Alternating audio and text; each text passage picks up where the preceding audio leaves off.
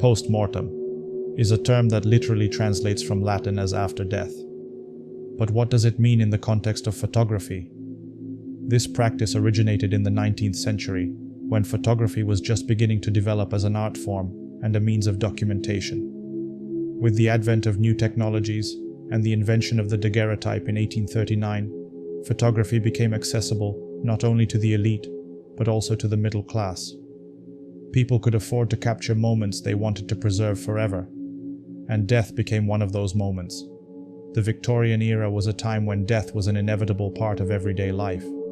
With high infant mortality rates, epidemics, and limited medical knowledge, people often lost loved ones, and post-mortem photography became a way to keep their memory alive. These photographs, while they may seem grim, carried significant cultural value. They symbolized affection and love, preserving the memory of those who had passed in a time when life could end at any moment. Post-mortem photography became particularly popular for several reasons. One of the main ones was the absence of any living photographs of the deceased. Pictures were often taken on the deathbed because, for many, this was the first and last chance to capture the image of their loved one. Photographs of deceased children were especially common. For parents, it was the best way to remember the child they had lost. Children were often dressed in their finest clothes and sometimes placed with their favorite toys to create the impression that they were simply sleeping. For some families, post-mortem photography was the only photograph they could afford to take. It was their final farewell to the loved one and a way to remember them as they were in life. Photo studios at the time were specially equipped for creating these kinds of photographs. There were special supports and chairs that helped position the body in the desired pose.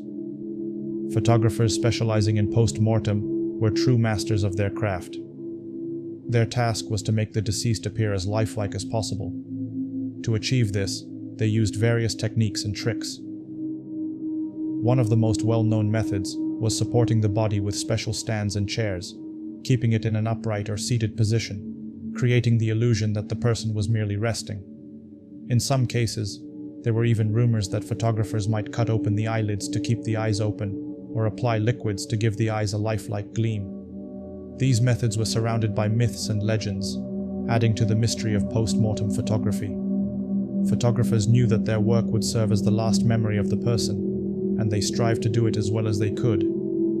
There are a few indicators to distinguish post-mortem photography from regular ones. The deceased always appeared sharper in the image than the living. The dead don't move, making them ideal subjects for long exposures, which were necessary for early photography.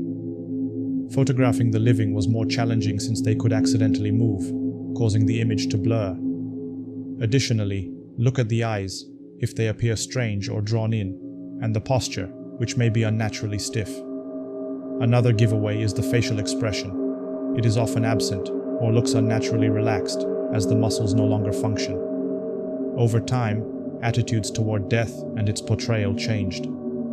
By the early 20th century, with improved medical conditions and declining mortality rates, especially among children, the practice of post-mortem photography began to fade. Families started avoiding such images, preferring photos taken during life. The mourning process became more private, and photographing the dead came to be seen as inappropriate. Today, we look at these photos as historical artifacts, symbols of a bygone era. They remind us of how people coped with loss and kept the memory of their loved ones alive in a world far removed from modern standards. Post-mortem photography is more than just a morbid practice. It is a testament to how people tried to preserve the memory of their loved ones despite their grief and pain. It is an art form that disappeared with a passing era, but left its mark on history and culture. Thank you for watching the video.